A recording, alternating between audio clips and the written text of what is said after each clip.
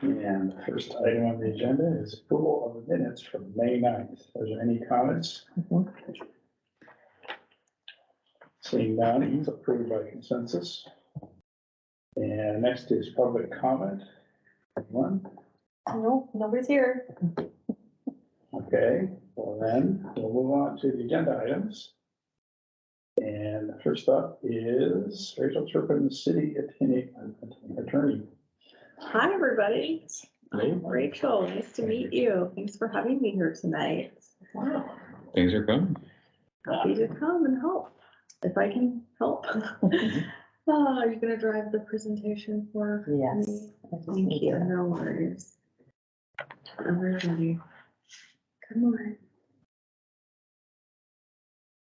I know you're mostly going to be discussing equity tonight, but I figured that I would insert myself first to give you some sort of basic parameters that might help with your discussion.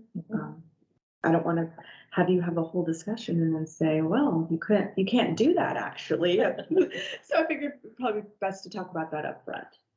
So your decisions as the Salary Commission are guided by both state law and the Issaquah Municipal Code.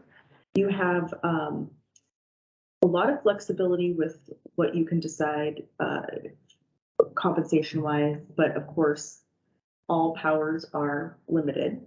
So the commission's decisions have to be financially reasonable. Obviously, we love to pay all of our elected officials, $1 million a year, but we can't. That would not be reasonable. It would also definitely get a referendum on that one. But we're as representatives of the city, we all have a duty to look out for the well-being of the city, including its financial well-being. So the decisions have to be reasonable. They also have to be within your authority under the Issaquah Municipal Code and state law, and the Constitution, which we may talk about a little bit tonight, because I think this can always be a little bit of a gray area because we're talking about separate branches of government, and we have staff working in the executive branch, but trying to administer policies that'll be for the legislative branch. So we have to make sure we don't run into any sort of separation of powers issues under the Constitution. And then, of course, we have a deadline. We have to get this wrapped up by June 30th. So those are the basic parameters for your decision on this topic.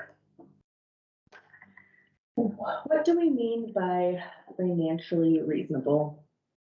Like I said before, we can't financially ruin the city.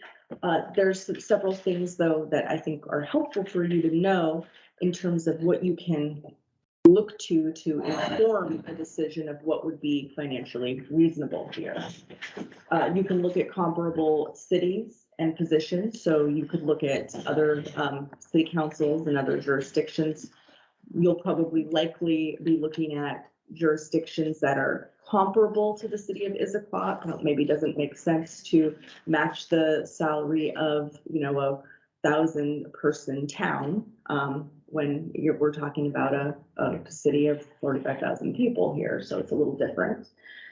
We want you to take into consideration the expenses of council members and what they incur in performing their duties. Other market data, such as example here is the cost of living, kind of related to what I said before about size of city. Where your city is located is different. I mean, it's probably likely that cities in expensive urban areas like this are maybe going to compensate differently than a really small town in Eastern Washington, let's say, that may have a lower cost of living. And then there are some other things that could help guide your decision. For instance, the city's philosophies on compensation and equity generally. I believe that we're going to be going into the equity framework this evening, so things like that, and various compensation philosophies that the city might have. You're gonna also want to take into account community feedback.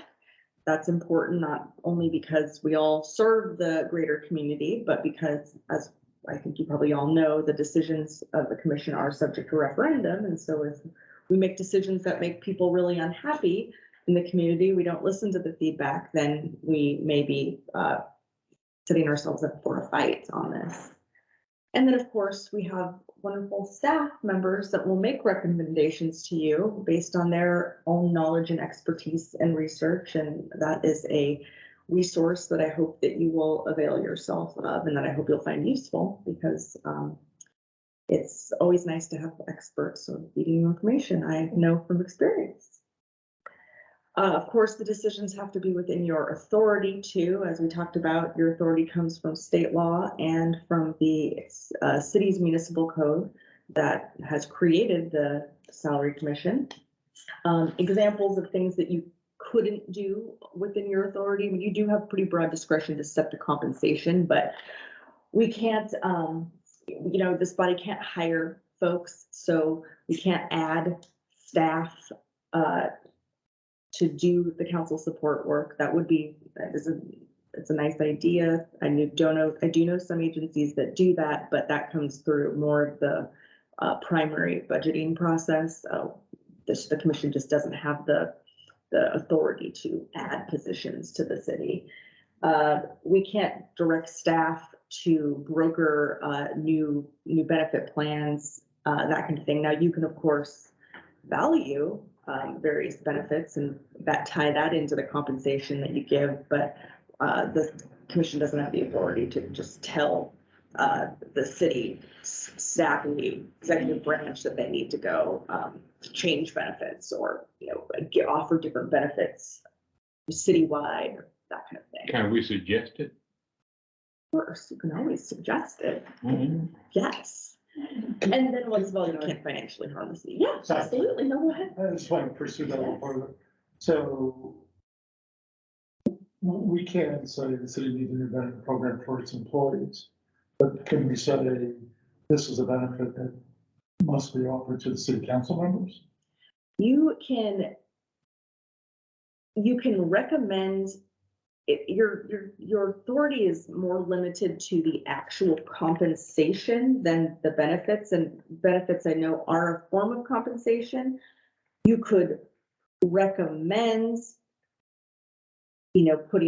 providing some sort of benefit to the city council. However, I think to formally enact that would require some agreement from the executive branch to be able to do that. So what you could do instead would be to say, well, we think that the value of life insurance is this much, and then add that to their compensation so that they can purchase it privately in the marketplace. There's another point there, which is benefits that council does not currently have, but the city has available to it. We will bring that to you next month or not next month. Yeah, those might be. Those would be the ones that you can look at, decide if there's value in adding. It would be new benefit. Well, so one thing we talked about, haven't made any decisions, and there's all sorts of feelings about it, but just as an example, providing city council members childcare for when they attend city council meetings. That I understand is not a benefit that the city provides for staff. So that would mean is that we can only make a recommendation to council that the fund. Exactly. It's not in the bucket of already existing. You wouldn't be able to create a new program like that for the city, but of course, you can value what childcare costs for a meeting and provide compensation for that. Could it be provided as a stipend? Stipend program? Certainly. A stipend program that applies only for those who, just like the internet, they apply for. Or the stipend that we receive per meeting of $50 in this commission, that is available to them if they wish to. Yeah, there may be some administrative headaches with that? How do we know that they're, using it, I guess, appropriately, but, and then just record keeping of, I know from staff that per meeting payments can be kind of difficult to administer, but yes, that is within your authority. Per meeting stipends, is something you saw maybe 15, 20 years ago. I mentioned the per meeting because you told us that we have a per meeting one for this commission, but I'm not saying that it'll be per meeting for the city council. It'll just be like like an expense type of thing, right? Right. But I guess my point was is that it's the paperwork, whether it's the reimbursement or what. You mentioned the brainstorming list. I captured it. It's on the wall here. And I was trying to think, how do we represent this? And so while there may be some hard no's here, it doesn't necessarily mean that you could add a value and place it on as part of compensation, as an add-on, or be creative in some other aspect. And a lot of those first no's, those come down to sort of separation of powers issues.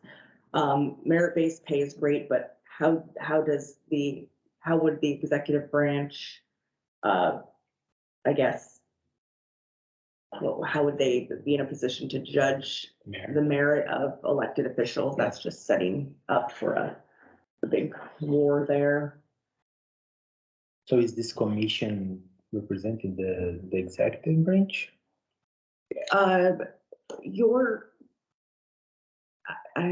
Honestly, I think you would probably be kind of akin to You're an independent decision. You're an independent body, but I think if you had to put them into it's an appointed official. it's appointed, so it's not Right. elected, so it's not really legislative, so it probably is more of an executive, I would And say. their term is short and the scope is narrow. Yeah, this is an unusual, it doesn't really fit, it's not Chevy DJSO. Right. Development Commission, it's not Parks Board, it's sort of, it's a tenure, yeah. Mhm. And we do have more information on medical, dental, vision, long-term disability, life insurance. Those were originally listed as maybes or unknowns. So those are all now yeses, yet there's a lot of qualifiers to that and threshold requirements. And so we'll dive into that at the next meeting. Is the threshold the number of people that participate? So Yeah, there's different percentages depending on, Yeah. and it could be anywhere from 50% to 100% Okay, Oh, the chance. of the council. Yeah. That could make it more difficult. okay, Yeah, and I certainly didn't want to say this is your only list. So Yeah. others really means, there could be some other ideas or options or other benefits that, didn't come to mind or that I didn't think of, or maybe Lauren might have in her toolbox. Sure, yeah, and I think, certainly any benefit that we currently have, a contract in place and all that kind of stuff, we would be more than willing to explore. It's sort of just the commissioner to tell us to go create a contract and, get a new benefit in place, that would be a little bit beyond the scope. And I think it's important to go back to, I think what Tina said before, which is the commission has recommendations, like childcare might not be something that sits really well within your scope to actually just, go and Authority. direct us to do, authority. Yeah, But there could be a recommendation associated with that for, administration to take a look at it or something. And then I would even caution how much time you invest in preparing that type of recommendation. It could just be a simple recommendation that says, that you recommend,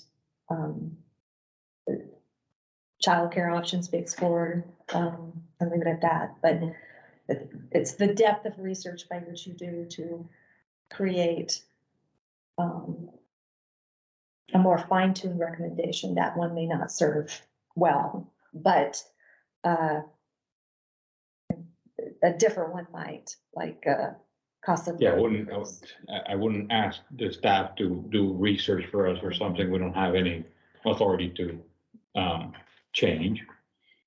That, but we don't wanna waste your time, but, There's nothing wrong with saying you should think about doing blah, blah, blah. right, It's helpful. If we don't wanna hinge the whole thing on, there's not enough value unless you do that. right, especially when thinking about the conversations we've been having around equity and inclusiveness of, different, yeah, ranges of candidates that we want to keep the possibility to, run for office, right? Okay. I have a more procedural, weird question. You mentioned that we are under in Issaquah Municipal Code 2.9. Yes. That was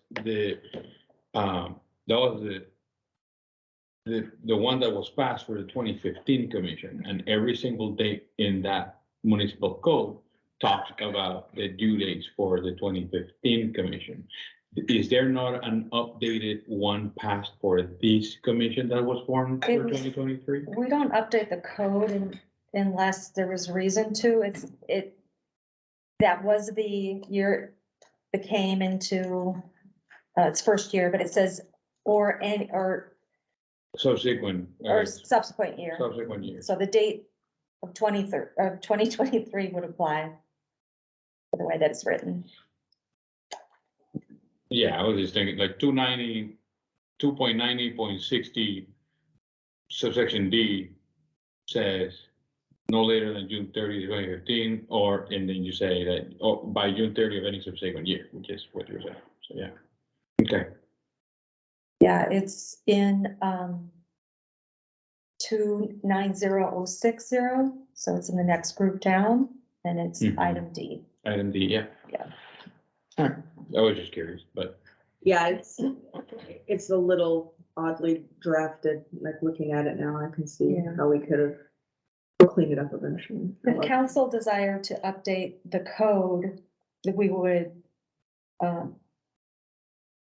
the attorney or I would also be recommending to clean up the initial start of the Yeah. commission. We just would treat it as, and what also dictates the scope of the responsibilities and authority of this commission is not only this, but the state RCW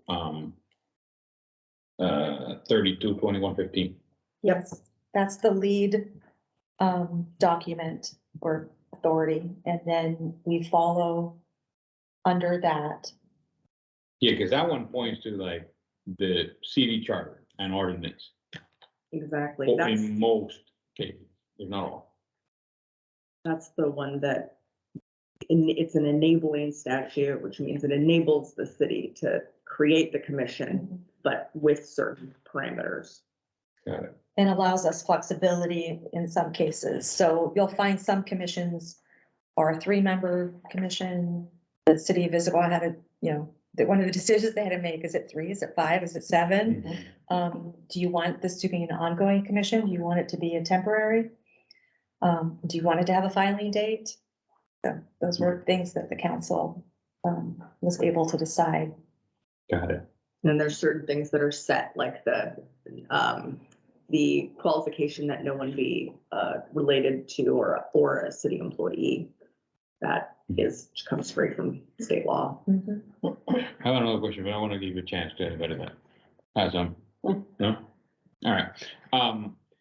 Effective date and the COLA, right? Yep. If we are allowed to set the effective date of whatever salaries are and whatever COLA is decided, if we want to go whichever lead we want to do, and the dates of those into the future. For future Well, assessments. Exactly. Yes. I mean, we wouldn't want to do like, oh, let's do 50 years, but because again, we don't know what's going to happen now, but at least. Did you just say retroactive? No, not retroactive, into the future, Oh, okay. right? But we wouldn't want to go too much into the future, because if we set up a COLA that's too much, then, you know, that 10 years down the line, we're at the 1 million mark and then we're in trouble, right? Yeah, and I would say you can delve into that at some of your next two Right. meetings. Yeah. Yeah. There's some options vary, and see what some of the other cities are doing, Right. if they're even applying it. And then, Yeah, you guys can weigh in on where you fall and what you think, and go from there. so this commission is not like the last commission decided to go where, oh, we're gonna set it now and we'll let others figure it out in the future. We can still legally make have the authority to make the changes for now, and let's say every 1 year it gets revised by X or Y or something. Yeah, you can do a combination. Like let's just do Only 3. a formula for 5 years, for 10 years. Right. Pick a number. Okay. If you want to reduce administrative load, you want to at least make sure that it adjusts for cost of living. You know, or if somebody needs to look at it after about 5 years, because sometimes COLAs get weird, you never know. Yeah, you wouldn't want it to go too long because, you know, you can increase the salary really at any time, but then the decrease can't go into effect until the council member's term is up or And their current term, exactly. So that would be, you wouldn't want to go too far, because then if it COLAs did go crazy, then you stop paying that for a We while. also do Right. like a circuit breaker that's somehow indexed off of city's budget. So if there's an economic downturn, that was gonna be my then it's on question. hold. Or Mhm. something to that effect, because Yep, that would give it a little bit of cover of not getting a raise when they're laying off 20% of the city staff. Set a cap. okay, exactly. Or Yeah. do what we do with our collective bargaining agreements and set a cap. Yeah. That was gonna be my next question. Can we be creative about time it to You have to really- anything we want, right? Like, Absolutely, I mean. statewide inflation. You just have to be careful that, you know, if it's, you know, if obviously Right, I'm it's not too gonna- kooky, then it might, you'll get a Exactly. referendum, Yeah, but. we're not gonna yeah. like, It's oh, reasonable. if the Mariners make the playoffs, then, no, we're not gonna tie it to crazy stuff, but like, we can look at like the, economic indicators and say like, well, if, as you were saying, if the city is laying off a bunch of people, we're gonna hold off the COLA increases for a year, right? Or until such a time when the situation flips or something, right? You would just want to make sure that it was something that was concrete enough, Concrete, that there was reasonable. no, you know, Pretty obvious. ambiguity over Yeah. whether. There's no gray area of like, oh, maybe this stops it or no, it's like, Exactly. We also, the COLAs is that they're lagging, so what could happen is, you know, well, like when the recession hit, Yeah. it's instant. mhm, Like there's suddenly a budget meeting, the next budget discussion is, what are we gonna do, where do we cut? But the COLA would have been already calculated, and there would have been a raise, you know, mhm.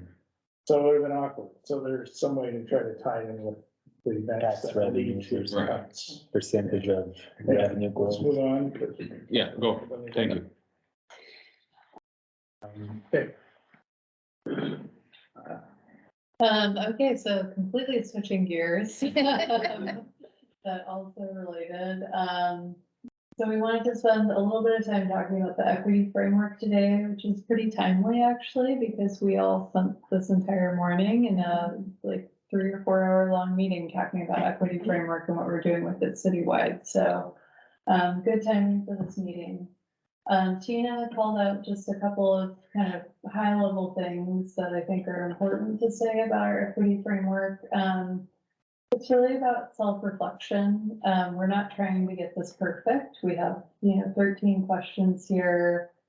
We may or may not be able to answer all of them, and that's okay. If we don't have the data to be able to answer some of them, that's kind of expected, honestly. And it's a conversation starter, it's just really meant to sort of spur our thinking in the right direction, that we're considering who's at the table, who's not at the table, who do we need to consider, who's not here. And the purpose is really to help us make better decisions, not to, devolve into analysis paralysis kind of thing and just spend a lot of time trying to pinpoint data and that sort of thing. It's really just meant to be a tool to make better, smarter decisions that incorporate a wider swath of our community. So It's something that we aspire to get better at over time. We realize that doing this once or twice isn't enough, that we need to be doing it frequently and thinking about it before it becomes second nature. yeah, and full disclosure, citywide, we're really in the place of piloting this equity framework right now. So we don't have a lot of experience using it. We're kind of in just a trial and error space a little bit. And so we also welcome feedback from the commission as you're trying to use this tool on, what works, what doesn't, what would be more helpful, that kind of thing. So that's good. So, I didn't know we had 40,000. We are. yeah, yeah, so a lot of, we look at an equity framework, it's important to think about our why behind, why do we need to consider that? Who isn't here? What are we even really talking about? And, we like to look at our demographics, which I think are not always what people have presupposed about Issaquah. It's changed drastically, even in the past 10 years. We were just looking at that data this morning. The community 10 years ago was 88% white, and now we're 61% white, and some other populations have grown. So, we're really trying to, again, think about all of these folks and more. And as part of the and more, we want to consider racial equity, but we also want to look at different dimensions of equity, including our residents and citizens who may be living with a disability, not have insurance, out or below the poverty rate. And again, I think numbers are somewhat higher than some people expect. 7.8% at poverty rate.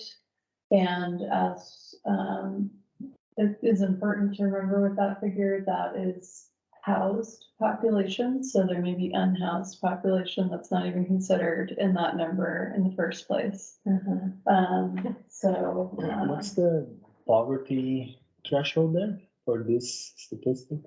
Yeah, so King County's poverty rate, which I don't actually know what the number is. Is it income, wealth, or I think it's household income. Yeah. household income? And you know, There's a like dollar what's amount. considered, yeah. There's children or. Yeah, there's a number Yeah. threshold. Yeah, And what would it be for that, It might be in the full report. I pulled this data from the Yeah. 2022 Human Services strategic plan that's in the packet, so you've got the full document there. They also, at the time, most of the data was from 2020 and 2021, but I can tell you the number, which is, I'll pause, which is why they could tell us about how this was related to King County, that is very similar, and that of the poverty rate, half or more than half, slightly more than half are working. They're in the labor force.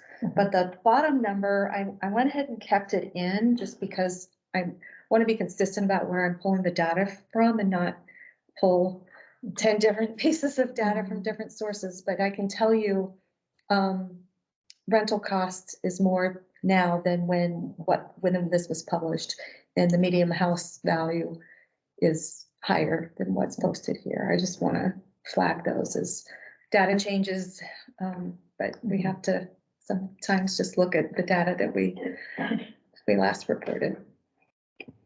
So you point out that folks that are unhoused are not included.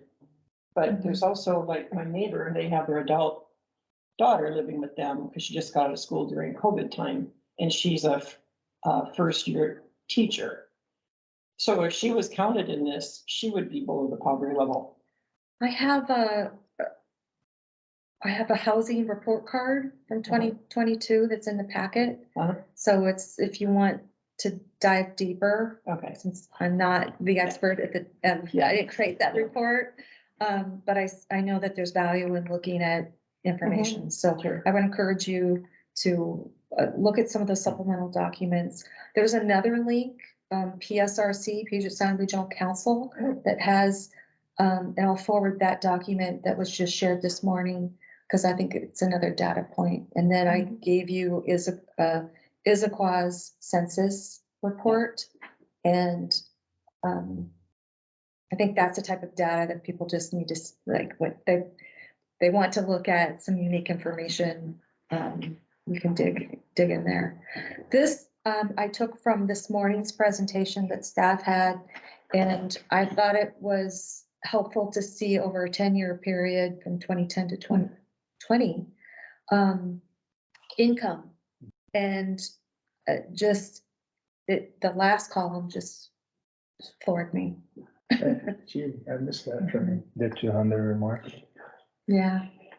Would that be by couple or by person? By household or?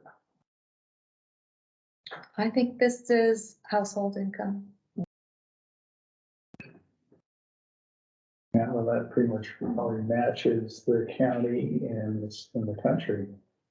And also The the very high end, it just took off. industries right there. Yeah, 7. tech industry. So looking at this screen and then going back to 7.8 poverty rate and 3,100 plus residents. Yeah, to look at the differences.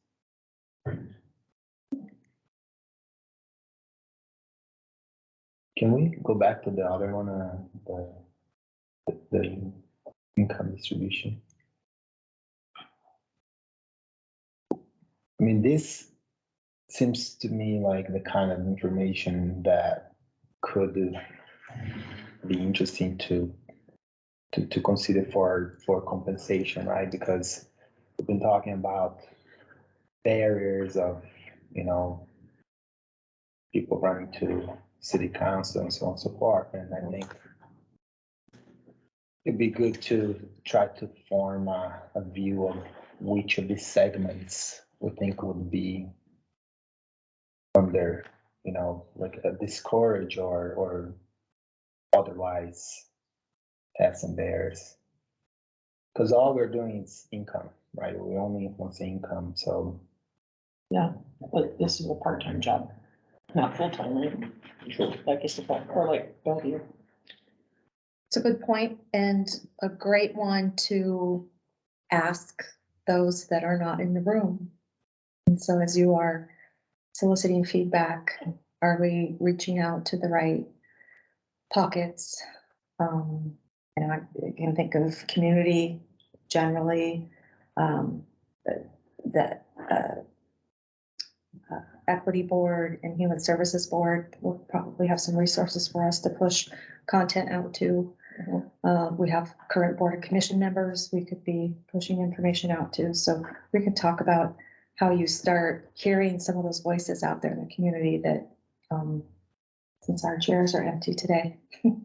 It wouldn't be more, in my mind, I think it's just more of a quantitative analysis, right, rather than opinions, because it's numbers, right? We're talking about how much money they're making, how much money the, city council members make. I think it tells you more about the makeup of the population, in the sense of people with lower incomes essentially were driven out by cost of living. So this says to me that every level that was on the left-hand side was shrank the number of people over the last 10 years. And on the far right, it got bigger. That's not necessarily I what don't I'm saying, think because people it's percentage wise. It doesn't mean that the number reduced in any of these that we're looking Numbers at. right now, percentages. These bars. No, these are Percentages. Oh, it So I mean, they could have increasing number and still reduce percentage. I don't. Yeah, because our Gotta look a population little. in 2010 is different from 2020. Yeah, and they may have 5% of moved. 2020 is different than 5% of 2010. they just, may have moved brackets too, right? There's a lot of that. Right. Yeah, but I don't think $10,000 moved to 150,000. But, yeah. But Jacob makes a good point, because maybe the people that were in those brackets remained, and everybody that moved in on the ladder rung, right? Because I think that's probably what happened with the tech. Yeah, all the new housing since 2010 is expensive, so. One thing you have talked about, it's on your brainstorming list, is household income stipend. Right. And there are some tax issues or Implications right. for Issaquah. them, right? Right. Because it. And And I'm not saying not to do it, I'm just saying it's educational, it's awareness, it's. Do we know what the tax implications are? And that? Yes, if you earn more than 600 in a year, then it's reported as income. And some that qualify for other benefits, it's contingent that their income remain at or below in order to stay in those programs. So I haven't had a conversation with someone regarding our stipend program for boards of commission members, but it's a real concern for human service needs, and it was one item that is just in the back of my mind that, it's a great benefit to have, yet it could bar someone from participating. Could we see in a later date a list of all those implications? Yes, we will. We'll go through that. Okay, great. Thank you. But that might argue for making it a stipend for which they apply, Right. and then they can choose whether or not to apply for it. Right. If it's going to touch other benefits. Question I have is, do you think it would be possible to get some data that will tell us of city council members, let's say arbitrarily here, like last 20 years, everyone was in the upper 20%, or anything that would allow us to actually have data to say what are the segments that have not been represented in city council from income Is distribution. that in the PDC? I don't know. Because when you run for a position, you have to state a range. Disclosure. It's not exact. It's not exactly, you put in a range, 100 and 150. but I mean, there's, That data might be there, so the state law. there may be any number of reasons of why one rung is underrepresented. Not necessarily the salary of Yeah, the absolutely. city council, right? So Right. maybe a good data point, but an Yeah. actionable one. I mean, it's just that's the only thing that we can influence, right, is the salary. So every other, like, it seems like based on the information gathered before, it's actually the time commitment that is Right. that seems to be the biggest challenge for folks. Mm-hmm. But nothing that we can do about that, right? It's like, if you don't have the time availability, comes with the territory, I think, right? But salary perhaps. Well, we have to be careful though not to throw money at the problem. It's not gonna have an impact. Right. Right. True. But as we stated in the previous meeting, if the ability is there for you to exchange hours of work Right. for the hours of city council, and the salary permits you to do that, and you can get like a wash from both, they'll run, Right. right? If they're passionate about communities, and like I said, I don't want this to be a deterrent, right? But open up the opportunity for other people that maybe not consider running because, oh no, I gotta work 2 jobs and Yeah, 16 hours a day. Yeah, there could be a population there that where the money, time can be, traded, right? Right. Like we're probably higher incomes, the salary is never gonna be high enough to to compensate and what they can make. For the reasons why. Well, the other thing, my just anecdotal, totally anecdotal experience is that the far end of the right, they're just too busy trying to run a mega corp or whatever it is they do. A surgeon or something show up. They're just way too busy. Right. But somewhere below that, on the right-hand side is typical of the council members. It used to be more towards the middle, down the left side, back around the 90s, when it was like small business owners and that kind of stuff. It looked a lot like the Chamber of Commerce used to look. And it's a change to business professionals in the odds. Yeah, I would say my 19 years here, the council members have been, there's, you have one or two retired people at a time, and then you have, full-time, they have full-time jobs. Mhm. It's been our makeup. Okay. Just another slide on those in poverty. What races?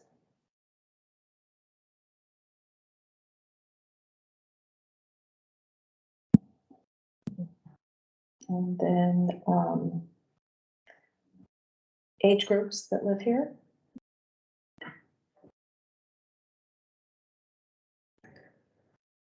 Languages.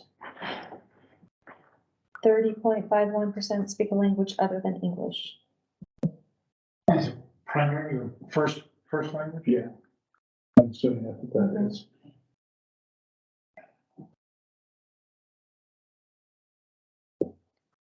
And that brings us back to equity.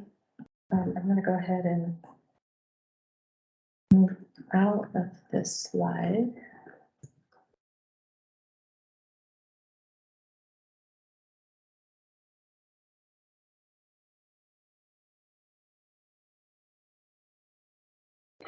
Here, go to your mean. Because you should probably read these better than. Thank you. I don't know how you guys were even seeing it at that end of the table. So we can, if you want, we can walk through these questions a little bit. I will say there's, again, we're piloting, but I think it's helpful to sort of look at them at the beginning of a process and then helpful to kind of look at them again once you've gone a little bit further down the road and just kind of gut check, fact check a little bit yourself that you know, have incorporated these in your decisions to some level. And again, this is just a tool that we kind of are hoping that the commission will find useful and that sort of thing, but we can go through a little bit of the sampling. So, you know, have I made any assumptions about the cultural identity, genders, abilities, identities, and or backgrounds of those impacted by my decisions? So just kind of, you know, trying to check what assumptions we bring in the room and be aware of what those are. What's my understanding of the groups being impacted by my decision? Are there unique cultural circumstances that I should consider? That's part of the reason why we bring, you know, demographic data and that kind of thing, but, you know, even just identifying who those groups are is pretty important. And again, we don't need to necessarily walk through all of these, but the goal is just, you know, who's being helped, who's being harmed, and have we mitigated any unintended consequences if there are any. So kind of bringing it down to that level. And you know, there's some questions in here about data, what evidence has supported every conclusion I've drawn, and how have I challenged unsupported assumptions.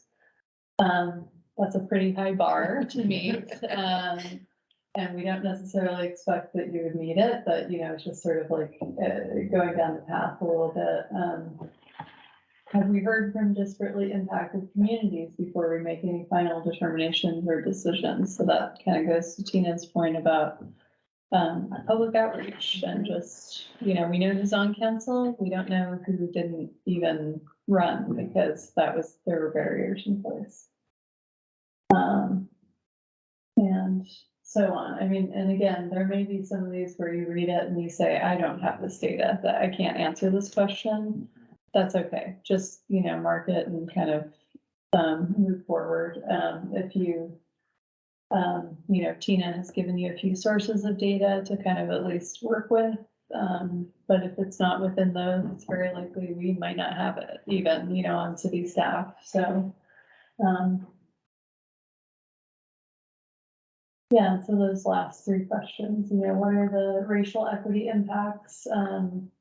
We talk a lot about racial equity, but, we encourage the commission to also consider other dimensions of equity. Who will be benefited or burdened? Are there strategies to mitigate unintended consequences? So, it's a good list. It takes some time to work through and to think through, effectively.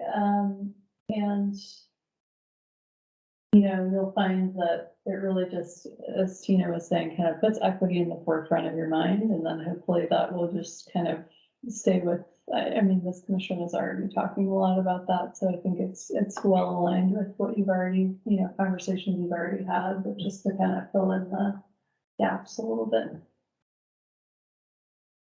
Right.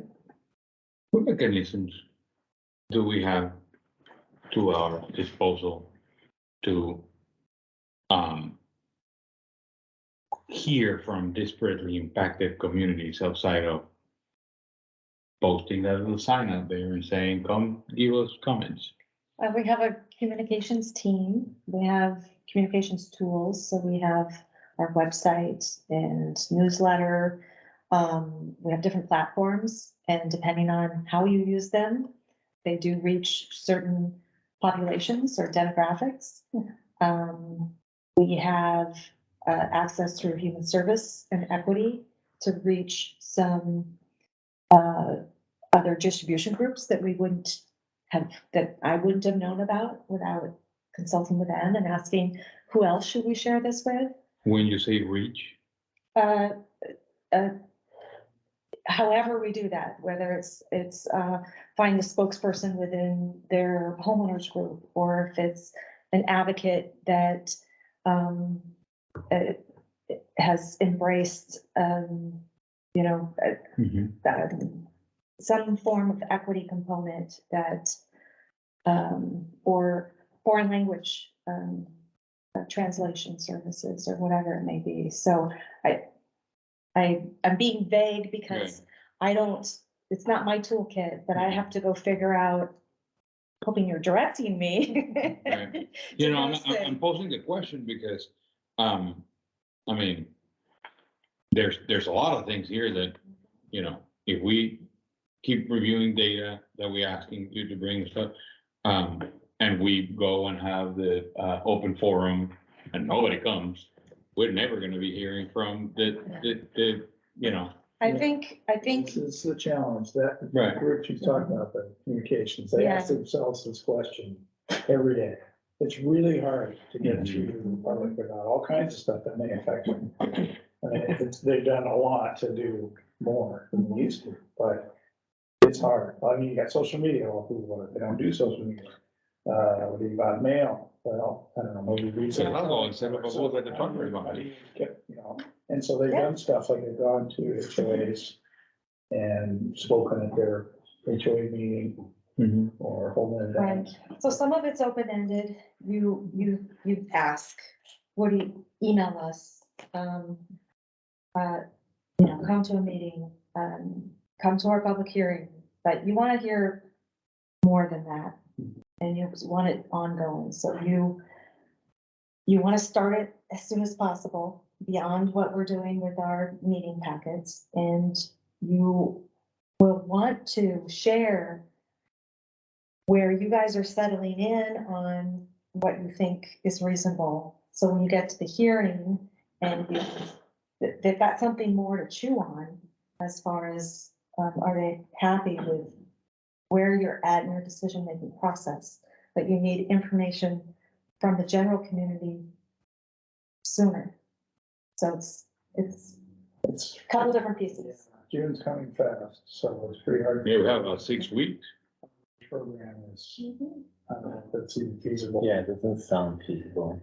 So we're gonna have to go with what data is available and, you know, our feeling about the whole situation. And lots of things.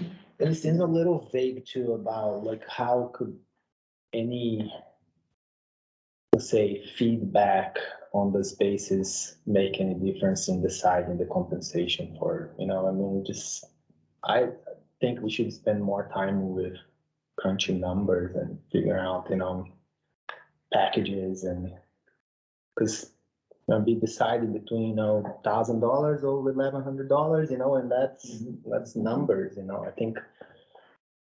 Well, equity would say, who didn't you hear from, or who's not in the room?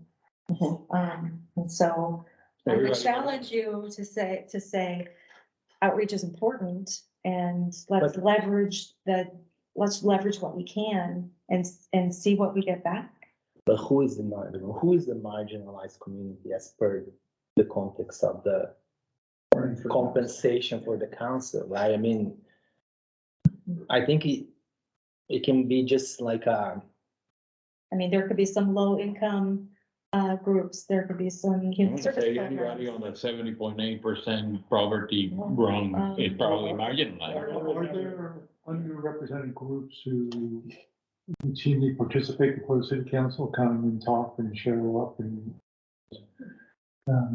would have an interest in talking to us? I'm trying to think. It's usually single issue in that case. Okay. Like, where someone's built next to their property, they don't like it. Or, a new proposed code is gonna change their business, and they'll show up for that. But if you look at those numbers, one thing, it was an obvious underrepresented group, so the Asian population is 25, is a higher percent. Yeah. And council doesn't look like that. I think Russell Joe's is, Asian anyway, but, yeah, and there's like no South Asian representation at all, and they're the fastest growing group in the city for coming out of Asia, so. Right. Why, I guess if you want to do outreach, you want to find out why are they not interested? do we know they're not interested? Like, I mean, because those are elected positions, right? The decision is gonna be by the voters, no matter what we do or say, and Sure. so. How I many think- people from Asia have run for city council in the past 20 years? Do we have that information? Besides Russell Joe? I don't remember any running. But again, like, there's salary commission, like, even if we have this information, what can, What is that? it's outside the object of what we're doing here, right? To me, it seems like all we're talking about is relevant to just income, salary, and that if there is something we can say, hey, there are lower income populations, they are, this excluded from running, that's relevant. Anything else? I mean, this might be just There may be, exercising. I'm speculating here, but there may be a side benefit, if there is an underrepresented organized group that comes to talk to us, even if there's in the end, there's not much we can do about it. Maybe it plants the seed of someone who might be interested in running or opens the mind, opens the door to some interest. Yeah, that's a good point. I was just thinking that the city has hourly part-time employees anywhere. Yeah. Like the seasonal, we Part-time, like, non-regs. right? Yeah. Do we know, out of the lowest paid ones that we have right now that live in the city of Issaquah? Well, it's not gonna be great data because our lowest paid staff are all like 14, 15. Like that. Yeah, exactly. Yes. Lifeguards and instructors, community center, that kind of thing. We could Camp definitely, counselor, yeah. yeah, I mean, we can definitely run it. We can run salary, we can run salary by age, we can do all sorts of things.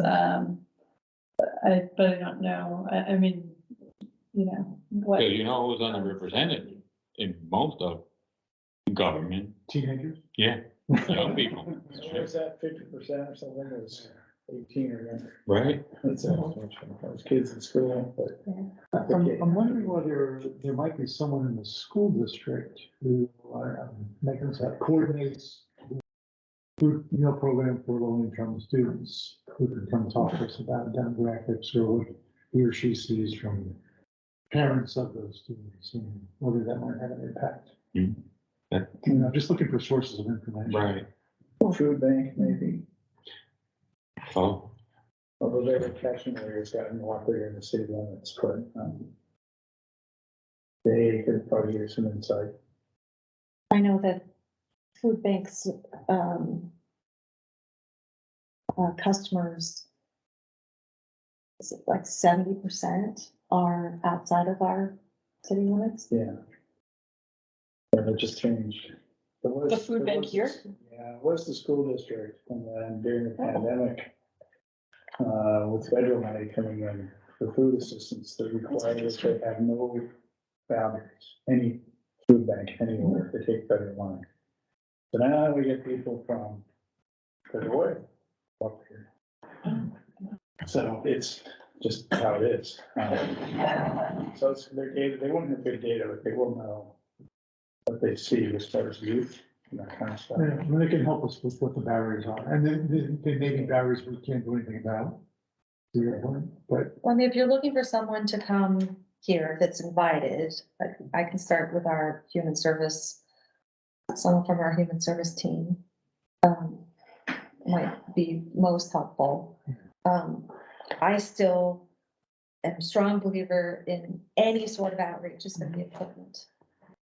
Because I'll put one other like, stupid idea on this discussion about money and equity and this particular job at this council. Mhm. Is that you're putting yourself on the line, and the only reason way people run is they get kind of mentored and brought along. So if you really wanted to change your makeup, we have to find a way to do that, which is way out of our purview. Right. But that's the only way I think, you know, if you could get people to start working with the South Asian community or some of the lower income community. And, you know, give them some confidence that they can do the job of running, because it's like every 4 years you gotta do that job. And then the rest of the time you do the job of helping figure out the budget for the city and policy and all that stuff. So, you know, people who end up running for council usually have kind of been brought along by somebody to give them the confidence to do it. right. Or they just have a huge ego, they decide they're just gonna do it anyway. Those guys usually, yeah, so. That's a good point. Now, I wonder if when the beauty contest has happened, or what you call the beauty contest, has there been a reach out and looked into those communities and saying like, let's find a prominent person in these communities and bring them to, you know, Not yet. So talk to us and see if we can. the bench has been city commissions and boards. Right. That's, you have 3 people who have just filed as of yesterday for a position that are new names, not affiliated with our boards and commissions. And that list could grow by the filing period that ends on Friday this week. But I guess one of them just joined a commission effective for the May position 1st. of what? For Oh, a council seat. One of the council seats Election has, this fall, November, right? So all 3 for the same position. Line up for it. how many seats are going for election this year? there's 3 this year. 3 right this year. now. The new folks that are. And I know that there's at least one that's retiring from the council, correct? No, all 3, that position wasn't impacted, so, the current council members have refiled. Okay, And in one of those seats, there's 3 additional people who are running, who are new names. New to us, Any, Wow, so it'll be 4 person. or more, Or if, more. because they have till Friday to. So there's 3 additional people for one position. So that means the other 6 are running unopposed? No, their terms are, they're staggered. Oh, right. So there'll be there'll be 5 positions 2 years from now. It'll be the 4 remaining council seats and then the mayor's seat. So 2 currently unopposed. There's 2 currently unopposed at this moment. Can I ask 2 really important questions? Do these windows open and would it be appropriate to open them? If so. Go.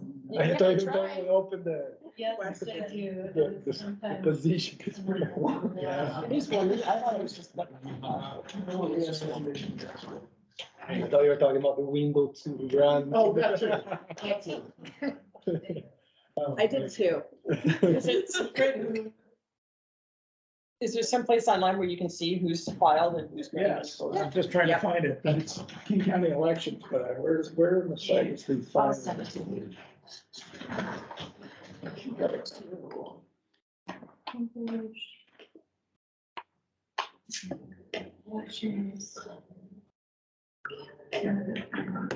It's on that page. Yeah, it's not really well laid out, so I got lost. Who hasn't filed?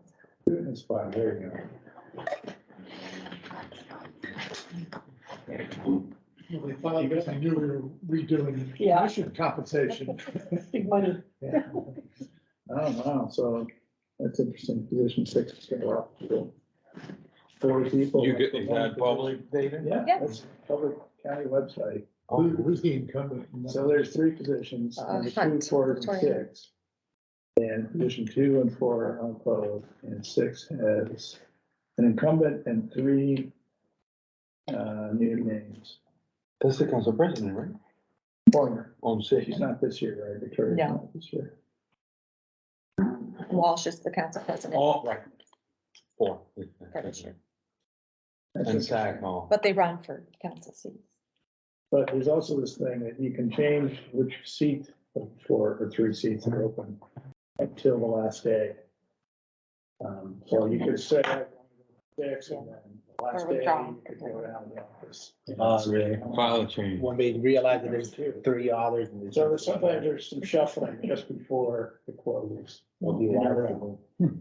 And the window closes, right, Right. so they file their 1%. Yeah, and that for Fee. any positions that have 3 or more candidates, then it is Right. decided at the primary in August. And then the If top it- 2 move on to The wrong, the the main event in the general election in November.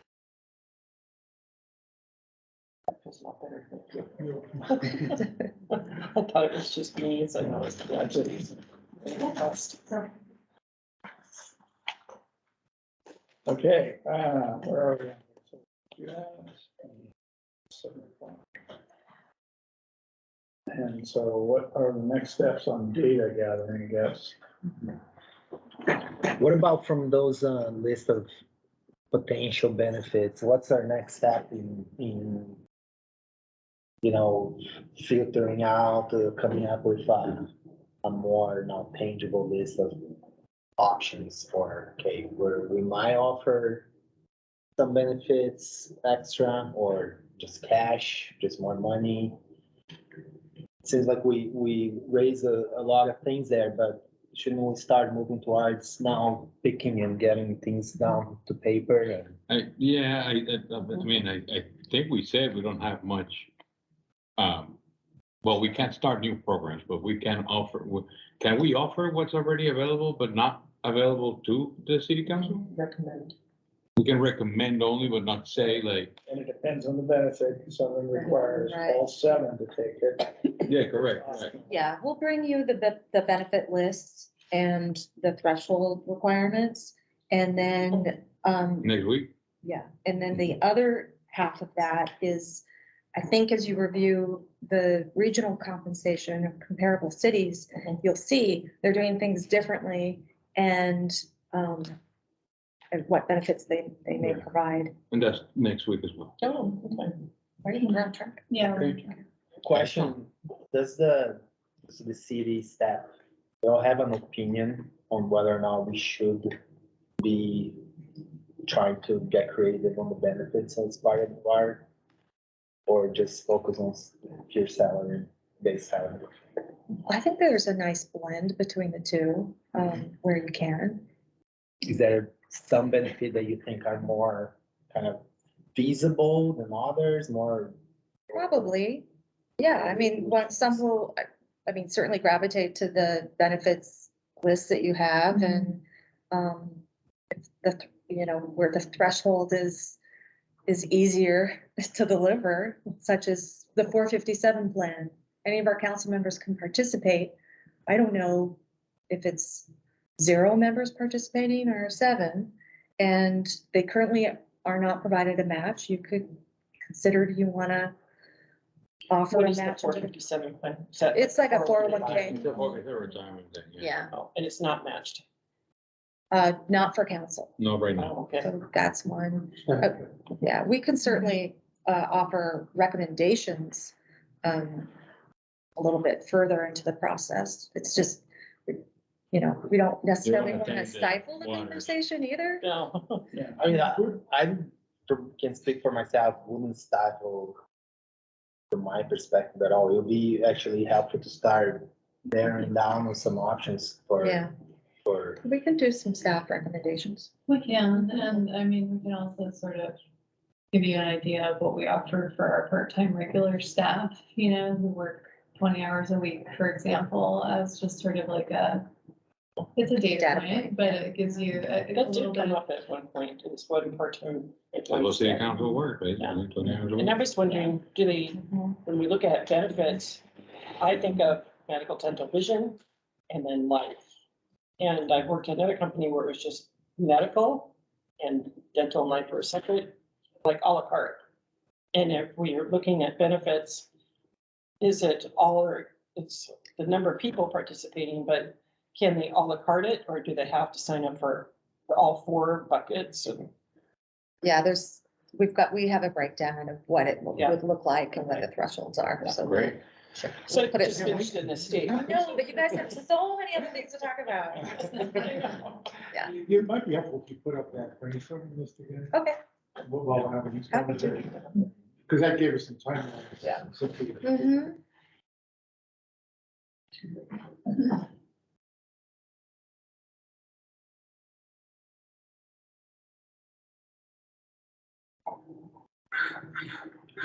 Be interesting to see if the other cities do, if there's anything we haven't thought of here Mhm. that they have to be doing. And I heard, I think you mentioned some other meeting that the medical dental vision has some, where the threshold is the number of, the percentage of the council that signs up, right? So that could prove to be tricky, right? Because if they all Yes. have employment, probably have already benefits, so it's gonna turn out to be an exception that somebody did, so it may not be. It's also a strange dynamic, you know, if 4 council members decide to take medical and one of them decides they don't want it anymore. 3 others then lose medical, you know, so Yeah. that That's creates a weird. weird, in my opinion, it Yeah. creates kind of It's a a- weird dynamic. And the 457 has like 6 years, to be eligible, is that? No, that would be the PERS program, which is the state Oh, okay. retirement. So Four this could be from fifty-seven the is beginning, the money you put in stays with you. and the you match can could be close it from out. from day one, we could. That's nothing to do. Yeah, that's the. You don't have to hit a Yeah, retirement that's age it. for 4. No, for the 457, if you leave employment, you can cash in your cash, you can leave it there, there's no And penalties. it's like 401k where you get taxed on it and all that. Right. Yeah, when you just don't get When you pull penalized. it out. Like penalties, like. Yeah, It's you can transferred roll it to over. other- Yeah. Or you can roll it over if you. Yeah, yeah. Other it's other government jobs, it's checked. Right. I mean, it would seem like that's the only benefit of those in the bottom that is even feasible then. It's easy. Yeah, right. Right. Yeah. Yeah. It's an easy, it's nice, and it would match what we're already offering, so from a, oversight protection or staff, it's just part of, you know, up to 7 more pieces of paperwork to process. Are they eligible now without a match, you said? Yes, And we don't want them to participate? I can pull that data, but I don't know it off the top of my head. Match up to 200, I mean, that for their salary, that's a big percentage. It'd be nice to know who does PERS too. Okay, Well, I don't want her jobs, you know, this is just, it's nice to have money, they don't, it's not their, Right. it's their vacation money maybe, and they probably have much better terms on their 401k or work. Would they not be eligible if they have? Well, a sure, they can 401k? both. They can. be. Yeah. Is the match dollar for dollar? It is, yeah. Up to, Up to a cap. Up to 200. Yeah. And so the household incomes depend, you're saying you all don't feel the option I think, seems too complicated, is that what you? no, I think household income stipend is, would be a great program. It's very in line with our, Okay. board and commission stipend program. And it would be an opt-in, and then it would need to be administered by,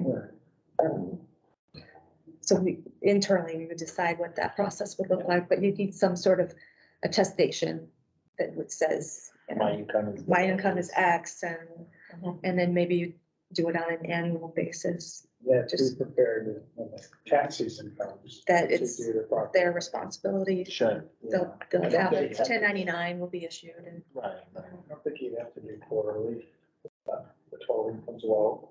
But, at some point, yeah, if you're getting money, depending like that, you have to do it, final quarter, yeah, like a consultant. I think you could pick one-time payment would be the easiest, and Yeah. just have it be a threshold, like not a per meeting or anything like that. Those get really hard to manage. And that's why I'm supportive of this. That last question on the equity thing about unintended consequences. I think we need to think through that carefully though. Yeah, on my stipend program, I have a lot of disclosure about what this could mean, and please learn more. And if you have questions, we can help. Not necessarily answer them, but we can let them know, like 1099 is getting issued, that this is reportable, and there are tax implications, and talk to a tax advisor, or here's where you can get some free information. And it's important. Well, but You're there's right. also the inter-council dynamics of council members, some getting more than others for doing the same work. Maybe that doesn't, maybe we won't care about that, but I think it's, maybe. unintended consequences more And I think concerning. that's, right, that's equity though, right? Potentially. Yeah, Is- potentially. Is all things aren't equal. So, Yeah. The other side of the coin, Right. is equal pay for equal work, right? So why do some council members make different money than others? Just the, Well, if they have low income, so we gotta expect that. That could be the result of this. okay. right, Again, I'm supportive of it, just want to think through that. did you think of that picture? I mean, it's watching the game on the fence. Everything. So we have no council members participating in the 457 plan right now, and only one is on PERS, so that's just, you know, data point. it's good to know. The deduction is not. Could be appreciated. Could be an educational component. Could be, If there's no match, then possibly like, one more plan, but you already have. a Just taking money out of my pocket that I can invest myself rather Yeah. than. Yeah. Rather than the city investment. I think Yeah, I probably wouldn't take it either, because it's first, first transferable for other county and state elected positions. So if people are doing Yes, purchase, they they can add. might run for council, county council, and might run for the state legislature. Just accruing the extra months. well, and like you said, because this was your experience, you can go back and buy back your years, your missed years, as long as it's within a certain window. as long as you can. Afford it. Payment, yeah.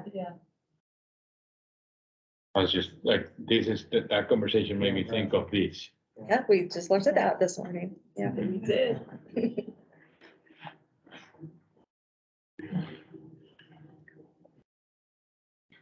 Okay. So what else was on our agenda for today? I believe that's what I saw on there. Yep. Okay. Have this conversation, and the next week we'll get the next draft of data that, at that point, we should really start, narrowing it down. Yeah. Here's what other cities are doing, here's the range of financial benefits, and then what we talked about today, using that lens. As you look at those numbers, try to pull something together. Which, remind me the days that you're out in June. The day after the holiday. You're out the June.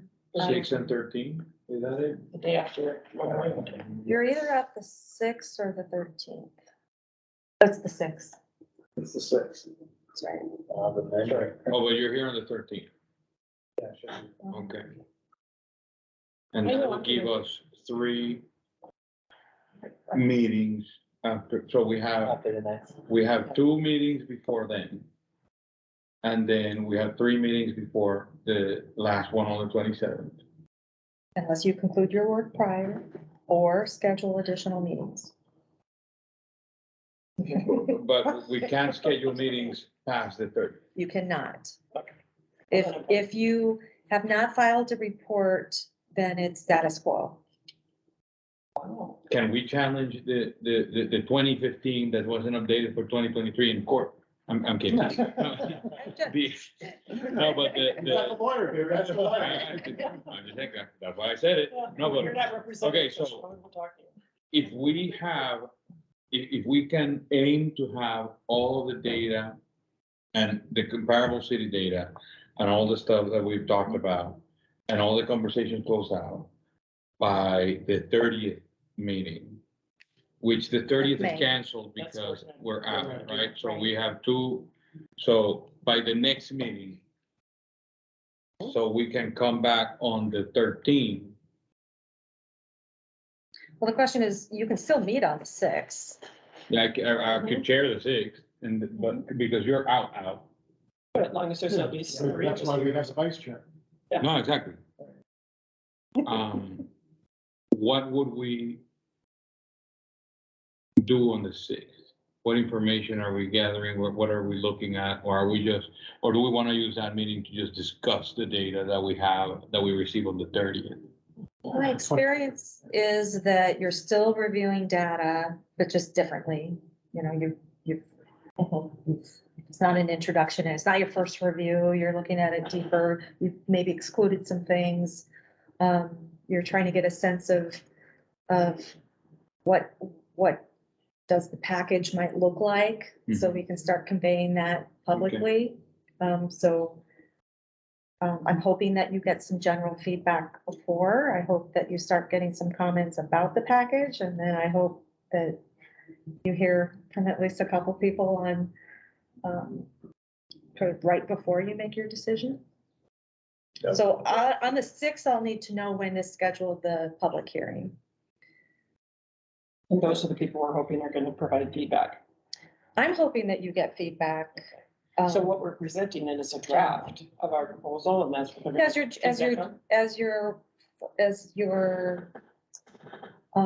findings report is getting shaped, then to me, that's like the perfect time to share it with the public and tell them to come talk. But I really want to hear from people about anything that you're considering or doing, whether it's the chamber telling us what they think about what you should be considering, or someone from our equity board, or a current board and commission member, or someone who's running for office, or someone who lives in the Highlands or anything. If the first time we're getting our eyes on the packet of comparable data is next meeting, and then we're out a week, the 6th would be the next, very first time when we've had time to review it and come back with thoughts and then discuss there That's your second review. without John.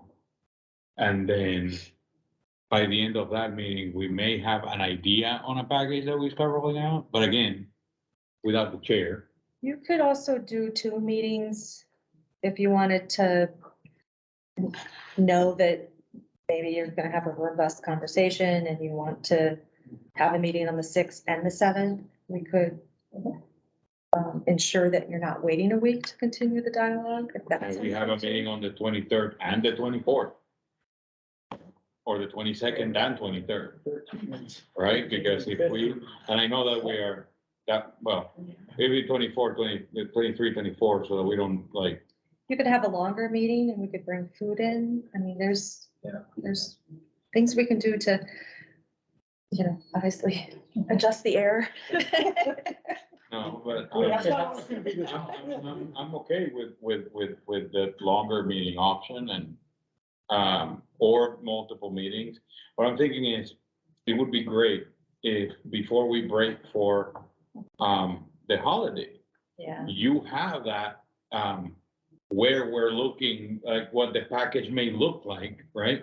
So that during those 2 weeks of break, like we, Put it you out. know, exactly, we put it out there. So by the time we are back on the 6th, we may hear back, right? Instead of waiting until the 6th and then the 7th, and then we only have 2 more weeks before we have to issue the final report. We may not get the sentiment. And we can make it outrageous. Well, let's make it 1 million or 500,000, and then people go like, whoa, wait, and then we'll hear a lot. Yeah, I think that makes sense. I think we should aim to just have the ranges of, and some of the options that we're looking at out there and. Exactly, Wait, before break, Yeah. is my point, right? So if we can have that before break, then we get better chances of getting public comments or from the chamber, whoever, right? Right. And we maybe basically can say something along the lines of the base salary, we're looking at raise from 10 to 30%, something like that. Right, that's where we're deliberating. Plus establishing a schedule every 3 years or annual. the call, yeah, exactly. So Plus this, for that, and then put it out there. Yeah. And then- that, I'm okay with that. Now, I think that, is anybody against that proposal of, Long meeting on the 23rd? no, actually, no, like aiming for before break, having that discussed and decided on what we're putting out there. Like what kind of options we're Like basically next week. publishing what we are No, I think we need to, thinking, deciding, or the options that we are right, considering. Here are the considerations. right. I think that we're all on board on doing that. Yes, Now, we need to discuss is in what format we want to achieve that. Yeah. 2 meetings or 1 really long meeting with food. From, just while you're thinking, 23rd works for a long meeting, and we can bring food in. The 24th, this room's available, and it hardly Wednesday, ever the is. 24th of May. I'm Yeah, not available. yes. 24th Not available 24? or 25th or pretty much, yeah. if we can find it, then I'd prefer a second meeting. Next week. Give me time to right? chew. We're talking about You next week. could do the Monday, the 22nd and the 23rd if you wanted, if you were interested in 2 Next meeting Monday. dates. Lauren, I prefer Wednesday, the 23rd. data wise, we'll be cutting a day from the timeline we had agreed on. Oh, we're fine. We've got almost all of it together with one city that we need to do some more reach out to. Yeah, would you want to meet earlier in the day, like at 4 o'clock? So you're, no? Okay. I need to drive in from Seattle, so that So wouldn't 6 to work. 9? So John, you're out Wednesday, 24th, right? Yeah, well, that is the city's, or the community awards event. It's that evening. So let's say sorry. Oh, okay. The 23rd could be a long meeting. I'm sorry. What's that, the 20th? No, Yeah, the 23rd. Next one.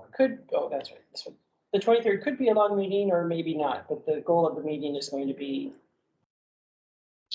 Committee of the draft whole. or considerations. So, second. Yeah, Are we drafting in the meeting or we are like just We should checking draft. out kind of, I mean, because I think it's note taking, it's capturing, the things you like or don't like, ruling things out completely. and then draft afterwards, right? Because first you kind of have to come up with that. I think it's more of it framework. as a visual, If- like what are the yeah. buckets and are you guys, what's If- the range and are you guys pro or con? If what we put out there is just a list of bullet points that has the ranges and the benefits we may be considering, stipends or the COLA increases. We could put That's it fine. into words. Yeah. And it's probably if it's more succinct, more likely that people are gonna review and if it's sort of like something too wordy, I think. Well, the report. No, it can't be too wordy. I mean, we're not gonna start the report in Right. next meeting. Well, that work comes later. It's the discussion, it's a review and the conversation around yeah. maybe a what consensus. data do we wanna use for our decision making from the data that Lauren and team are coming with. That'd be interesting. And then I'm thinking the first part of the meeting is just deciding what we're gonna use and then just talking about it the rest of the meeting and then getting to that point at the end. Makes Right. sense. That's a 3-4 hour conversation right there. I'm sure everybody already has ideas of where they want to go. Just someone to know so far, we're missing. Or in a Right. comfort level. Yeah, whether the information changes your mind or confirms what you thought would be a good idea. Yeah. Once we have that piece, then it's, we get to put it on the table and talk about what are the options and how does this look? Yeah. And then maybe with that, then there is still a possibility of doing an outreach to, to solicit comments to. I think it's imperative, yes. Yeah, I think that's a good idea. Once we have that sort of consensus on concepts. It's not the findings themselves, but this is where we're going kind of statement. I don't know how we do that, frame that in some paragraph or something. Yeah, our communications team can track that. And then we can show it, and shop it around. Chamber of Commerce. Other Yeah. community groups and talk to them. Yeah, by the time we reach that point, we may be able to say like, yeah, let's start shopping this out and then schedule the public forum.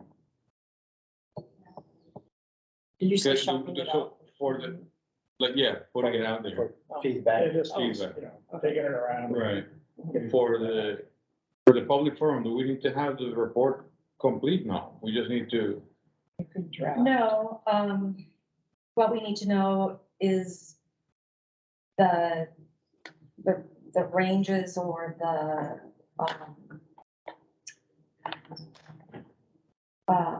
or the benefits that you're considering. Doesn't have to be the script of Just the headline numbers, right? So we're thinking of a raise, or doing a COLA, or doing. yeah, the stipend for household income thing is the one that I'm most interested to hear, say considering. Feedback on that. to hear about, right? And for that, difficult part is like, where do we set these thresholds? Yeah, Actually, I don't think that we even need to say like how much it's gonna be, just say that we're we're thinking about it. thinking about it, and people are gonna go like, wait, you're gonna give more to some and not others and stuff.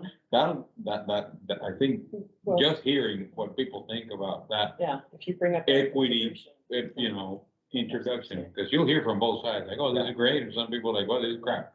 It might be useful to get that kind of reaction to say, let's say, for incomes below 50,000, 35,000, like whatever to get because I know that in abstract, like, okay, it's saying this for poverty rate, Yeah. or, like, what is the What's the threshold? Yeah, So what it- percentage of the population? medium income? Yeah. Yeah, exactly. in the data that we're seeing just now, Mhm. I know we said 7.4% were poverty line. Yeah, Did we see what the line was? let me show you, Well, this is Very fat household size too. Yeah. yes, I'm gonna share something else. Let me see if I can Is find it here. each council person by a territory? No, they're not within the district. Okay. Okay, so this, let me increase it. Don't know why it's so angry. It's not doing anything. Let's scroll down. So this is what I use for this. Is this a trick? full connection. Flash. Are the numbers gonna change each time it comes up? All right, let me try one other thing. 'Cause it's not happy. Besides, you want budget presentations. There's gotta be I see a it. cord. Just to see people pay attention. That's right. Let me stop presenting. And let me share again. And I'm gonna share this. Yeah. Okay, There you go. and let's go, it's not flashing, so that's good. Let's go to stipend. Let's scroll down. Okay, So we rely on, council said, if your family size and your household income is at 100% of the median income area, median income, for King County. then you want to participate, you just need to attest to that. So that's taking it at 100%. So if you were doing something that's 40% or some different number, then that would look differently. And I can get that from Human Resources. So this one at 100% is for what exactly? The applies? So if a commissioner is a family of two and earns less than 107,000 a year, they can participate in stipend program. Oh, for the per meeting, per diem. Oh, got it, got it. Yeah. Got The it. $50. But you would pick we would recommend that it follows Right, right. suit, but your percentage could look different. But use the AMI as a, that seems. So we're not using a different list, And but have you Right, noticed we can, yeah. impact on this, either in people participating or people applying? for I the can stipend? make some observations. I don't know how accurate they are. There's a lot of appreciation for those who are enrolled. In one case, it is more meaningful and more important than what our intent was, which was like to offset a meal or child support or, whatever it was. So there's some anxiousness to get that check because it's really meaningful in his household. Then there's, I think from some of our long-term board and commission members, I noticed their attendance rates were better, which is great because it means they're participating and they're dialoguing and they're making quorums and they're giving back their time and they're feeling compensated for it. So again, it's an observation. Sure, I don't know sure. how accurate my observation is. And do you have a sense of what percentage of all commission members and board members are applying for it? There's a low amount, but I would argue any participation is better than Sure. zero. We have 140 board and commission members and we have 8 participants. We stagger our terms, so we just brought on new folks. Or at least a third of those that were appointed are new. And if we have some percentage of the new folks who want to participate. So this month should be, I should see some applications, see who wants to apply. Interesting. And that's great. We'll use AMI for that. But my question remains, what's the line? Do we know that line? The line of, Well, there's Poverty. just one line. yeah, like what, what lands you in the 7.4% bucket for, I don't know, family of four? Right. Well, and then the question is, do you want to reach poverty level or do you want to be above it? Yeah, probably. So- Oh, no, I mean, yeah, Right. I'm just Those are thinking about great stipend questions. wise, we'll have like, you know, that stagger thing, but, It Because- looks like they use 200% of the federal poverty level, and I'm just like literally Googling right now, so just. No, that's okay. I don't need to know it right away, but my, guess we could make Yeah. the stipend, not only eligibility by the AMI as you showed it there, but the levels of it as well, depending on their income, right?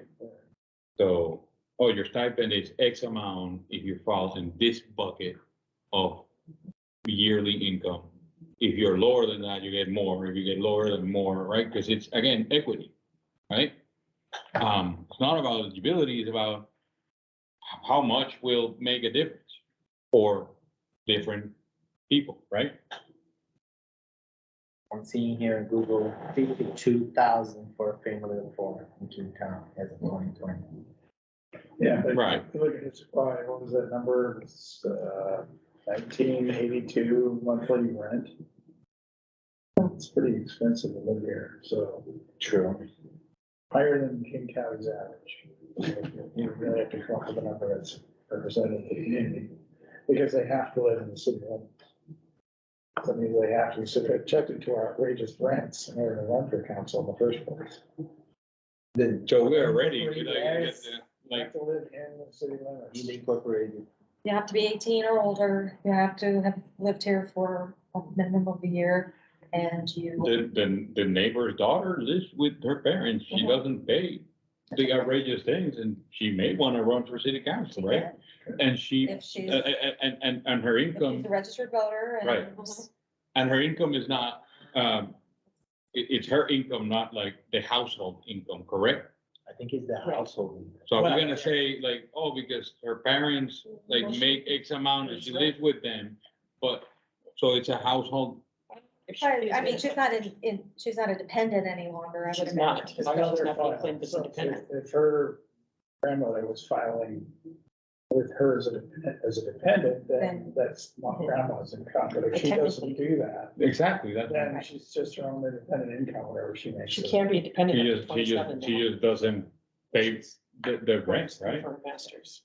It's her rent. I have So a like my nephew goes to school, he's 21, lives with his parents.